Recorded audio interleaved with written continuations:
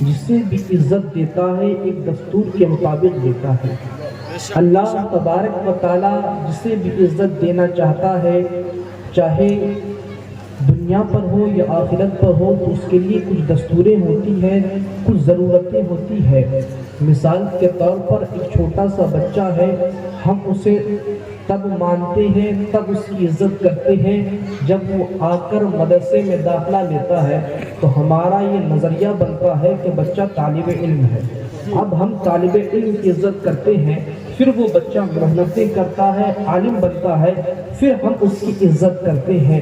آپ دیکھو، ہم تب تک کسی کی عزت نہیں کرتے جب تک وہ کسی ایک لیول تک نہیں پہنچ جاتا۔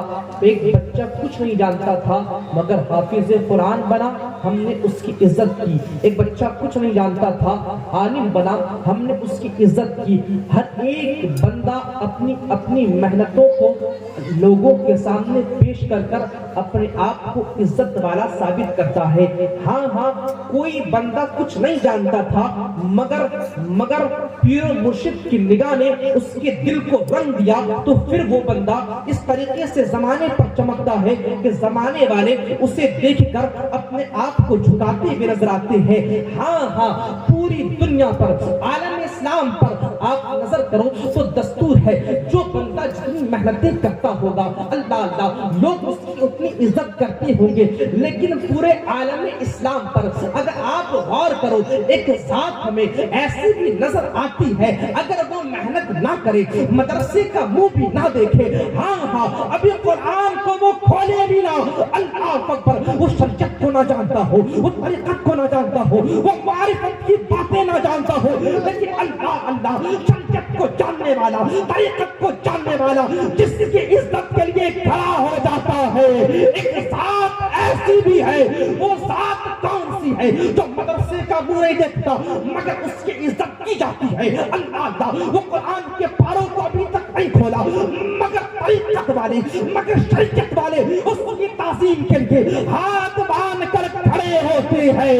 اللہ وہ ذات کون سی ہے؟ ہم نے پتا کیا، وہ ذات اگر مدرسے سے نسبت رکھنے والی ہوتی تو مدرسے جانے کی ضرورت ہوتی، لیکن وہ ذات کسی کوٹ سے تعلق نہیں رکھتی، کسی دیش سے تعلق نہیں رکھتی، ارے وہ ذات کسی مال سے تعلق نہیں رکھتی، دولت سے تعلق نہیں رکھتی، بلکہ وہ ذات مصطفیٰ کے خون سے تعلق رکھتی ہے۔ ارے وہ ذات کوئی اور نہیں ہے، مصطفیٰ کے گھرانے کا ایک فرد ہوتا ہے۔ اللہ اگر وہ پیدا بھی ہوتا ہے، زمانے پر کچھ نہیں کرتا، اللہ اکبر، اللہ کے رسول کی بات مانتے ہوئے ہم سبوں کو اس کی تعظیم کرنی پڑتی ہے۔ آخر تعظیم کیوں کرنی پڑتی ہے؟ تو اعلیٰ حضرت جواب دیتے ہیں، کیونکہ تیری نسل پاک میں ہے بچہ نور کا، تو ہے عین نور، تیرا سب گھرانہ نور کا، تو ہے عین نور، تیرا سب گھرانہ نور کا۔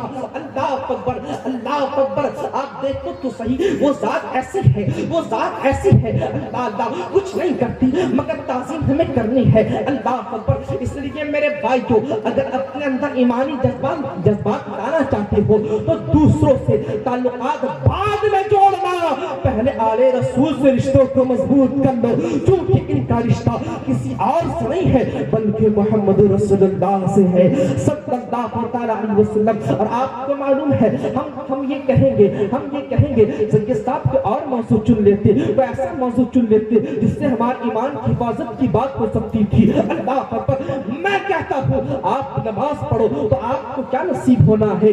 ہاں نماز پڑھو گے جنت آپ کو میسر آئے گی، روزے رکھو گے آپ جنت کے مالک بنو گے، لیکن اللہ آپ کو معلوم ہے میرے کریم آقا صلی اللہ علیہ وسلم نے فرمایا، جو بندے میرے اہل بیت سے محبت کرتے ہیں، جو بندے میری اولادوں سے محبت کرتے ہیں، آپ توجہ کے ساتھ سننا، دل کے کانوں سے سننا، میرے کریم آقا صلی اللہ علیہ وسلم فرماتے ہیں، جو میری اولادوں سے محبت کرتا ہوگا کل قیامت کے دن جنت پر، وہ جنت پر ہوگا جس جنت کو اللہ نے میرے لیے بنایا ہے۔ اللہ اکبر، اب دیکھو تو صحیح، ہر ایک کی جنتیں الگ الگ ہوگی، نبیوں کی جنت जन्नत अलग है, अल्लाह अकबर। उसी तरीके से कुतुबों की जन्नत अलग है, आलिमों की जन्नत के दर्जात अलग अलग है, लेकिन वो नबी जिसके लिए अल्लाह ने जन्नत को भी बनाया है, उस जन्नत पर वो बंदा रहेगा जिसने आले रसूल से मोहब्बत की होगी। और आपको मालूम है,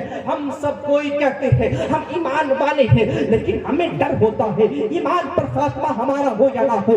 हाँ, बड़ी जिम्मेदारी के साथ हज़रत के सामने ये बात करने की जरूरत कर रहा हूँ। अल्लाह अकबर। इमाम यूसुफ नबानी तारीफ फरमाते हैं, मेरे करीम आका सल्लल्लाहु अलैहि वसल्लम ने फरमाया कि अगर कोई बंदा ये चाहे मोमिन कहलाए तो वो सबसे ज्यादा मुझसे मोहब्बत करे तो मोमिन कहलाएगा।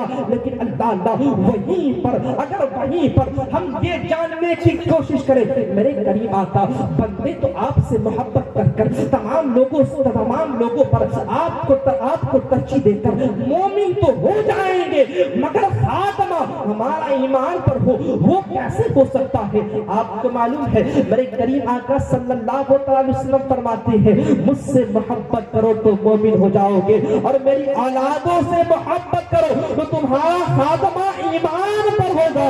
अल्लाह अकबर। और ये बहुत बड़ी बात है, और ये बहुत बड़ी बात है कि किसी का खात्मा ईमान पर हो।